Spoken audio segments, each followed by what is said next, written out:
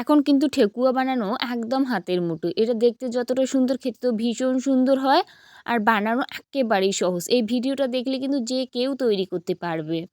আর এটা খেতেও কিন্তু একেবারেই অন্যরকম স্বাদের হয়। প্লিজ আপনারা পুরো ভিডিওটা দেখুন, দেখলেই বুঝতে পারবেন এত সহজে যে ঠেকুয়া বানা যায় আপনারা না দেখলে বিশ্বাসই করতে পারবেন না। দেখুন বন্ধুরা কতটা লোভনীয়, আর ভাঙার পরে দেখাচ্ছি আরও কতটা সুন্দর। দেখুন ভিতরটাও যতটা সুন্দর বাইরেটাও ঠিক ততটাই কিন্তু সুন্দর হয়। নমস্কার বন্ধুরা, নতুন একটা ভিডিও দেখার জন্য আপনাদের আরও একবার স্বাগত জানাই। সামনেই কিন্তু ছট পূজা। ছট পূজা মানেই হচ্ছে ঠেকুয়া। খুব সহজে বাড়িতেই কিভাবে তৈরি করবেন সেই রেসিপি শেয়ার করব। তো চলো রেসিপিটা দেখতে থাকো, আশা করি আপনাদের ভালো লাগবে। তো রেসিপিটা শুরু করা যাক। একেবারেই সামান্য উপকরণ দিয়ে তৈরি করব। এই ভিডিওটা দেখলে কিন্তু যে কেউ বাড়িতে খুব সহজেই তৈরি করতে পারবে। বানানোর জন্য এই জায়গায় আছে আটা দিয়ে কিন্তু তৈরি করব। এর সাথে মেশাবো হচ্ছে হাফ বাটি সুজি, স্বাদ মতো একটু দিয়ে দেবো নুন, এরপর দিয়ে দেবো চিনি। সব উপকরণ কিন্তু ভালোভাবে একটু মিশিয়ে নেব। সুজি, আটা, নুন আর চিনি, এটা খুব ভালো করে মিশিয়ে নেব। এটা খুব ভালো করে মেশানোর পর এই জায়গায় আছে নারকেল কুচি করা, আর আছে কিশমিশ। এটা কিন্তু কালো কিশমিশ আছে, আর হচ্ছে নর্মাল যে কিশমিশ সেটাও আছে, আর সবুজ এটা একটা ড্রাই ফ্রুটস, এটার নাম জানি না। তো এটাও কিন্তু দিয়ে দেবো। আপনাদের হাতের কাছে যেটা ড্রাই ফ্রুটস থাকবে সেটাও দিতে পারেন। আপনারা চাইলে কাজু এটা দিতে পারেন, আমন্ড সেটাও দিতে পারেন, তাতেও কিন্তু খেতে বেশ ভালোই লাগবে। এটা খুব ভালো করে মিশিয়ে নিলাম। এরপর এই জায়গায় কিন্তু ঘি অ্যাড করব।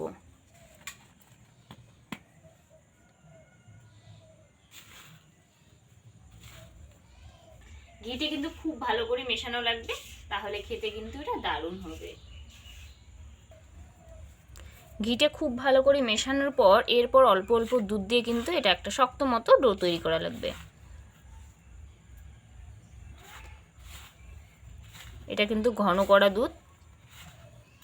আপনারা চাইলে জল দিয়েও করতে পারেন, তবে দুধ দিয়ে করলে কিন্তু খেতে বেশ ভালো হবে, তাই চেষ্টা করবেন দুধ দিয়ে করার।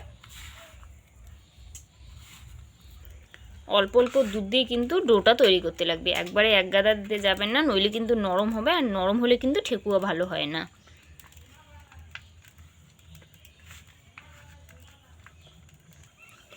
খুব ভালো করে মাখার পরে কিন্তু যেন এরকমই থাকে, একটু শক্ত। আর অবশ্যই ডোটা কিন্তু শক্ত করে মাখতে লাগবে, নরম করতে যাবেন না, তাহলে কিন্তু এটা ভালো হবে না।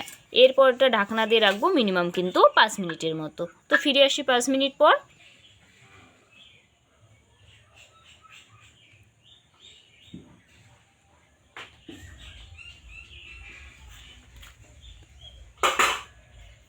বন্ধুরা 5 মিনিট পর কিন্তু ঢাকনাটা খুলবো। ঢাকনাটা খোলাটা আরও খুব ভালো করে কিন্তু এটা মাখতে লাগবে। আরও কিন্তু 3-4 মিনিটের মতো ভালোভাবে এটা মাখিয়ে নেব। এর থেকে অল্প একটু করে অংশ নেব। এইভাবে নেওয়ার পর হাতের মধ্যে একটু গোল্লা পাকিয়ে নেব। গোল্লা পাকানোর পর একটু চ্যাপটা করে নেব। তবে শেপটা আপনারা নিজের মতো কিন্তু এটা দিতে পারেন।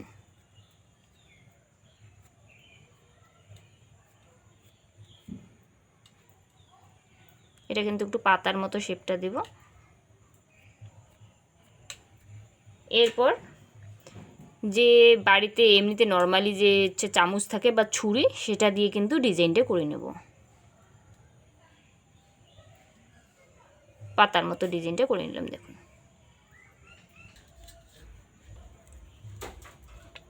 আরও একটু কিন্তু অংশ নিয়ে এইভাবে একটু গোল্লা পাকিয়ে নেব, আরও একটু প্রেস করে চ্যাপটা করে নেব।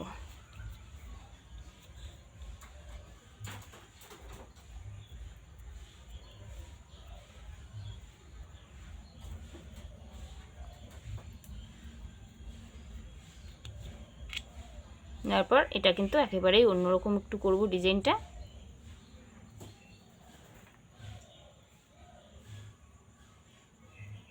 এটা কিন্তু ঠিক এরকম ডিজাইন করে নিলাম। 2 ধরনের ডিজাইন কিন্তু দেখালাম, আর এক ধরনের ডিজাইন দেখাচ্ছি, তবে আপনাদের যেটা সুবিধা মনে হয় সেটাই কিন্তু করতে পারেন। ফার্স্টে কিন্তু সবগুলো একটু গোল্লা পাকানোর পর এইভাবে একটু চ্যাপটা করে নেব, নিয়ে কিন্তু ডিজাইনটা তৈরি করব।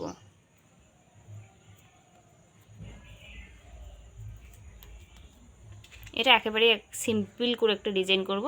জাস্ট এইভাবে একটু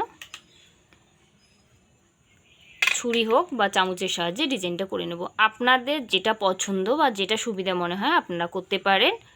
তো আমি 3 ধরনের দেখালাম, আপনাদের যেটা ভালো লাগে সেটাই করতে পারেন। তবে এই দুটো ডিজাইনের থেকে পাতার ডিজাইনটাই আমার বেশি ভালো লাগে। তো পাতার ডিজাইনটাই কিন্তু আমি বেশি করব। এটা কিন্তু সহজও আর দেখতেও বেশ ভালো লাগে, তো সেই জন্য পাতার ডিজাইনটাই আমি বেশি করব। পাতার ডিজাইনটা কিন্তু খুব সহজ আর দেখতেও বেশ ভালোই লাগে এই ডিজাইনগুলোর থেকে। মাছ বরাবর এইভাবে একটু কাটবো, তারপর 2 সাইডে এইভাবে একটু কাটলেই কিন্তু পাতার ডিজাইনটা খুব সুন্দর হয়। দেখুন, তো সবগুলোই কিন্তু আমার রেডি। এবার এটা ভাজার পালা, দেখুন কতটা সুন্দর হয়। এরপর কড়াই বসানোর পর কড়াইটা ভালোভাবে যখন গরম হবে দিয়ে দেবো ভাজার জন্য তেল। তেলটা দেওয়ার পরে কিন্তু 2 মিনিটের মতো অপেক্ষা করার পর একে একে দিয়ে দেবো এটা। তেলটা খুব ভালো করে যে গরম একদম ওটা করতে লাগবে না, একটু হালকা মতো গরম হলেই কিন্তু এটা দিতে লাগবে। দিয়ে একটু অপেক্ষা করা লাগবে 2-3 মিনিটের মতো। এটা দেওয়ার পরে 2 মিনিট কিন্তু অপেক্ষা করার পর এটা উল্টানো লাগবে। এটা ভাজতে বেশি সময় লাগে না, খুব সহজেই হয় এটা। বন্ধুরা, এটা কিন্তু উল্টে পাল্টা একটু লালচে কালার করতে লাগবে, একটু সময় নিয়ে ভাজলে পরে কিন্তু বেশ ভালোই লাগবে খেতে আর কি। তেলটা একটু এইভাবে ছিটিয়ে দিলে খুব সহজেই কিন্তু এটা তৈরি হবে। দেখুন হালকা মতো কালার কিন্তু আসছে, আর একটু ভাজলেই কিন্তু এটা তৈরি হবে। এই যে এটা কিন্তু কালারটা খুব সুন্দর, এরকমই কালার করতে লাগবে। একদিকটা কিন্তু কালার খুব সুন্দর আসছে। বন্ধুরা, এটা কিন্তু খুব সুন্দরভাবে এইভাবে ভাজতে লাগবে, একদম লালচে কালার। দেখুন কতটা সুন্দর। ফার্স্ট ব্যাচটা কিন্তু আমি ভাজলাম, এবার সেকেন্ড ব্যাচের যে সবগুলো কিন্তু একইভাবে দিব, আর একটু অপেক্ষা করব। বন্ধুরা, সেকেন্ড ব্যাচেরগুলো কিন্তু খুব সুন্দরভাবে উল্টে পাল্টে এটা কিন্তু লালচে কালার করে নিলাম। এবার এটা তুলে নেব। বন্ধুরা, এটা কিন্তু এবার নামিয়ে নেওয়ার কালারটা দেখুন, ঠিক এরকমই করলে কিন্তু একদম পারফেক্টভাবে এটা তৈরি হবে।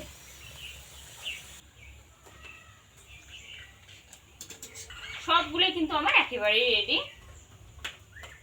বন্ধুরা, সব ঠেকুয়া কিন্তু আমার একেবারেই কমপ্লিট ভাজা, আর দেখুন কতটা সুন্দর। তবে পাতার ডিজাইনটা আমার সবথেকে বেশি ভালো লাগে। এই ডিজাইনটা যে খারাপ তা কিন্তু নয়, তবে পাতার ডিজাইনটা আমার সবথেকে বেশি ভালো লাগে। তোমাদের যেটা সুবিধা মনে হয় তোমরা সেটাই তৈরি করবেন। খেতে তো সবগুলো একই হবে, জাস্ট একটু ডিজাইনের কম বেশি। আর দেখুন কতটা সুন্দর হয় ভাজার পরে। দেখতে যতটা এটা সুন্দর, খেতেও ভীষণ সুন্দর হয়। শব্দটা শুনে বুঝতেই পাচ্ছেন কতটা সুন্দর। তো প্লিজ একবার এই ছট পুজোতে আপনারা বানিয়ে দেখুন, আশা করি সবার ভালো লাগবে। ভালো লাগলে অবশ্যই লাইক কমেন্ট শেয়ার করে দেবেন। আর যদি এই চ্যানেলের প্রথমবার আমার রান্নার ভিডিও দেখছেন, প্লিজ চ্যানেলটাকে সাবস্ক্রাইব করে রাখবেন, পাশে থাকা বেল আইকনটি প্রেস করে রাখবেন, যাতে আমার রান্নার ভিডিওগুলো সবার আগে আপনার মোবাইলে পৌঁছায়। ততক্ষণ সবাই সুস্থ থাকবেন, ভালো থাকবেন। নেক্সট ভিডিও আবার দেখা হবে এরকমই কোনো সুন্দর রেসিপির সাথে।